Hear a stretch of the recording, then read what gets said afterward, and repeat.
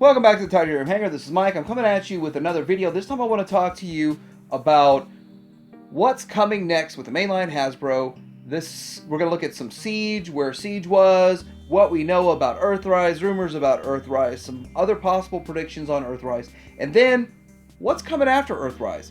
All predictions for that, of course, coming up.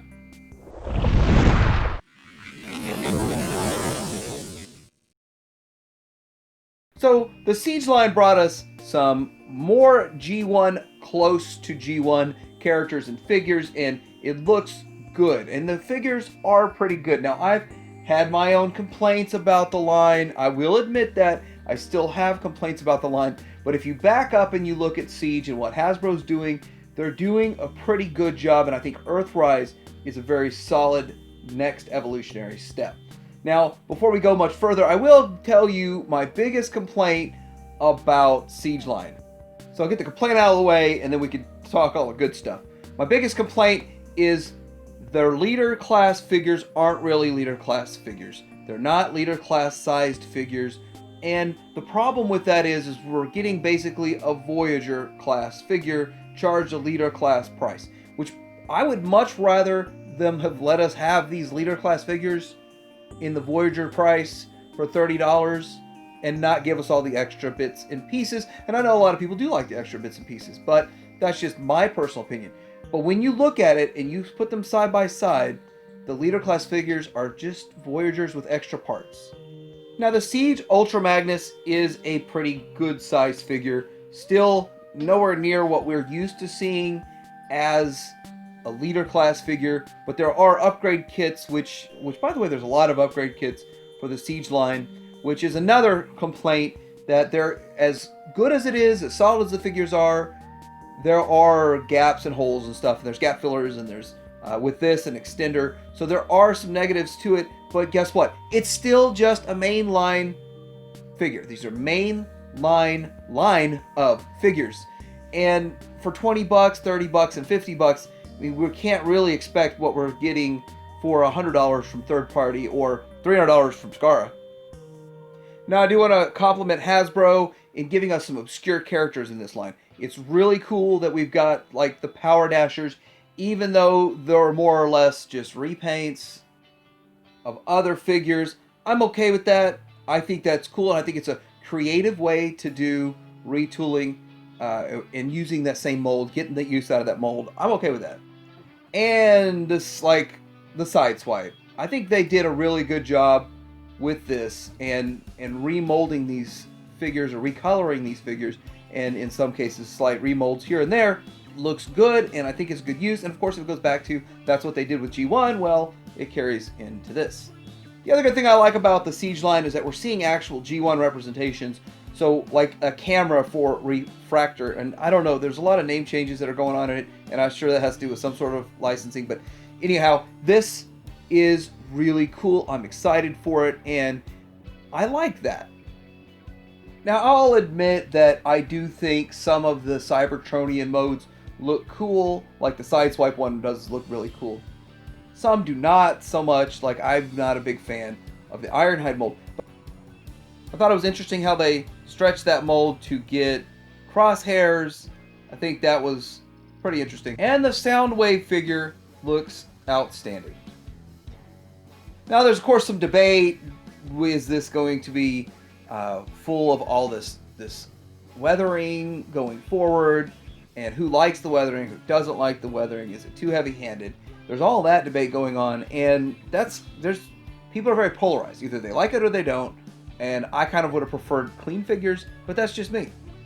I also think Spinister they're putting out is a really cool figure. I really didn't even know much about the figure or character from G1, but I think it's an awesome looking figure, and it's really cool they're giving us these obscure figures. Now getting into Earthrise, we're going to talk about the characters we know. We know we have an Optimus Prime coming, and the thing is he looks super G1 in both modes, and that is really cool, and that is exciting.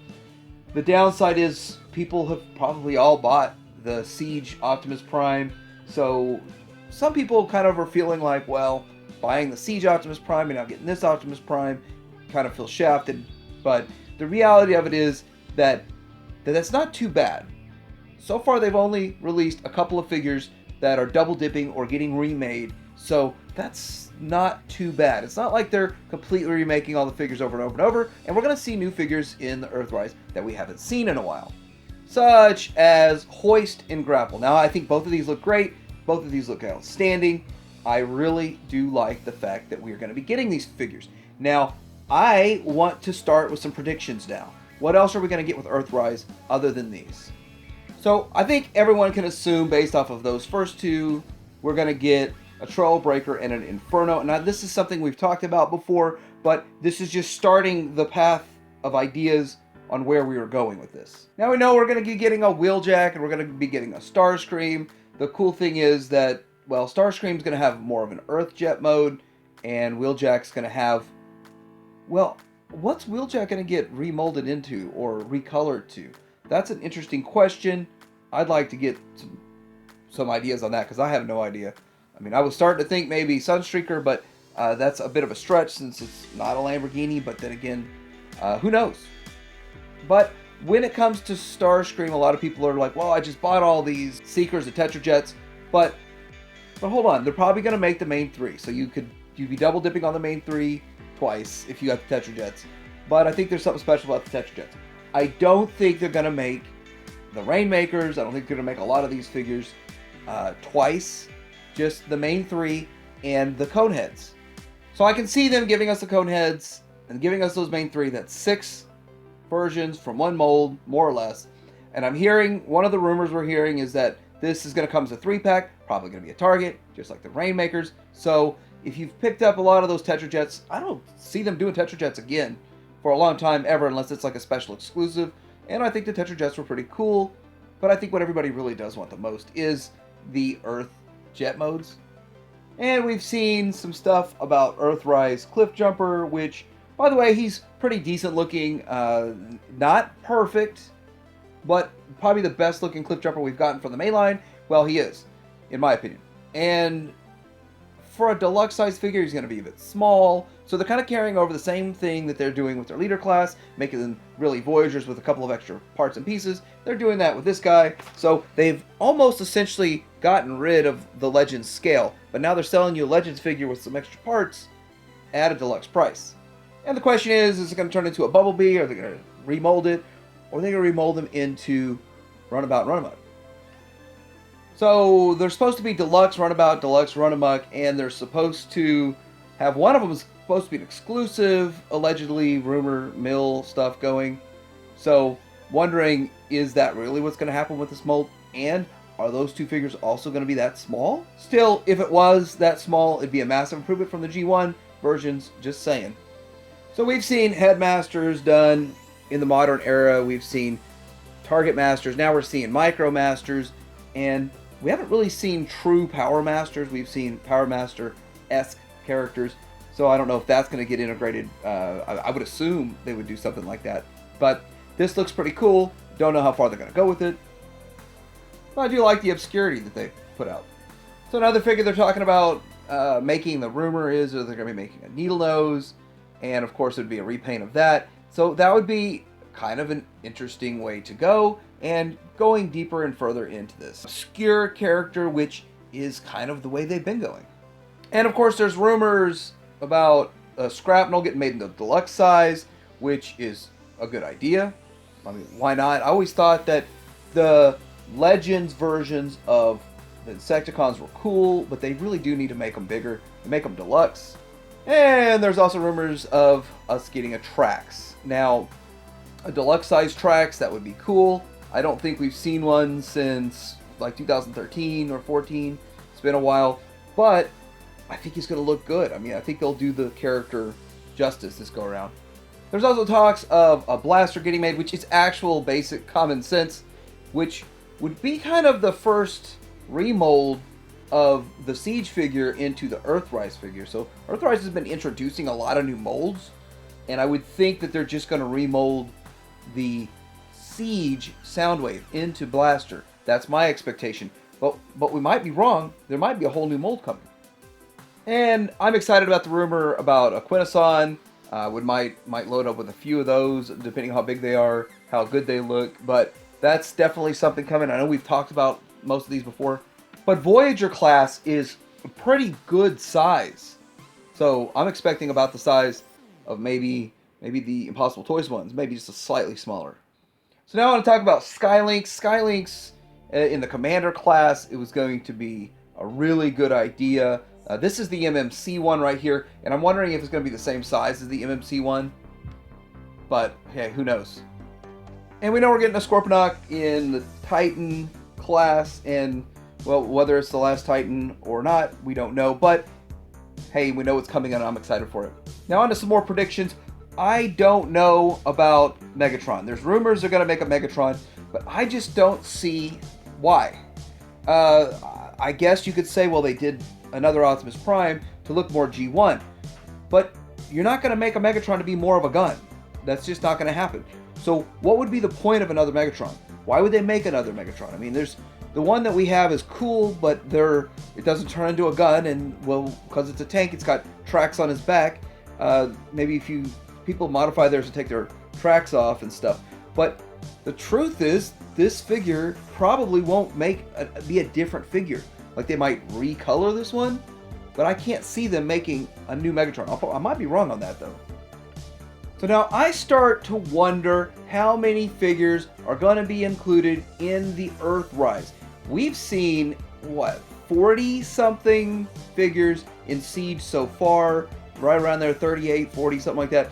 If you count all the figures that have come for like the Target Masters, which I more like count those as accessories, but still, all the figures that we have gotten, and of course we've gotten repaints to get different characters and all that, but all of these figures make me think that there are a lot more figures coming for Earthrise. We've just scratched the tip. Now I want to get into what's coming after Earthrise. Well, I have no idea what they're going to call it. The end. The end of G1? Who knows? But if you think about it logically, Siege was all about Cybertronian. Earthrise is all about Earth modes. And I think whatever comes after that is going to be a combination of the two. So with this, they would be able to give us the Bumblebee in a Cybertronian mode that we could, hey, that's a good excuse to make Cybertronian modes and make Earth modes. They can continue to give us more obscure characters, going deeper into Power Masters, going into some stuff that they normally wouldn't have done, taking more risks, and I like that. I like the fact that they're putting these figures out. And I'm sure they'll be carrying on the gimmick where you can, of course, do your fan modes, and I think a lot of people love that, don't they? So at this point, I think they can throw pretty much any figure, any character out that they want to. They don't have to stick to what all Cybertronian or all Earth. I think we're going to get some updates to figures that actually haven't been out that long. It hasn't been that long ago since we've gotten an update to Cyclonus, but I bet you they do another Cyclonus. They've recently done a Broadside, but I don't know. I'm hearing that people don't like that one that much. I don't know. I actually didn't even pick this character up. I didn't pick this figure up. Didn't appeal to me. But I think that they probably will touch on it again, but make it bigger. Maybe it'll be part of Commander class. Maybe they'll be doing some obscure figures like this Ruckus. Maybe they'll update an obscure Point Blank. Give us a new version of that. But the one prediction that I want to make that's going to be different with Earthrise and different with whatever the third leg of this three-legged pillar is going to be is that there's not going to be a whole lot of double dipping. They're not going to just keep remaking the characters from Siege on in. Now, they probably will redo a lot of Combiner War characters and some of the other Power of the Primes characters, Titan Returns characters probably get remade. But the question is, will they be making any more Combiners? They have not made Combiners so much in the main line since Combiner Wars was over. They've done a couple here and there. They're working on the Seacons, is it? And it's an exclusive kind of deal, but not in the main line. So if they do make Combiners, or they go back and start remaking ones from Combiner Wars, and they make them better, like they're doing now with the Siege and all that stuff, more G1 accurate, is that something people would want? Would you want them to go and redo all the Combiners again? Or would you want to leave that alone? I, for one, would like to see one done, just to know what direction it would go. And if it's really awesome, maybe they should do them all again. But if they come out and they're the same or similar or not a whole lot better, I don't think they would sell well. Anyway, those are my predictions. I want to hear what you've got to say. Like, subscribe, and Tydirium Hanger out.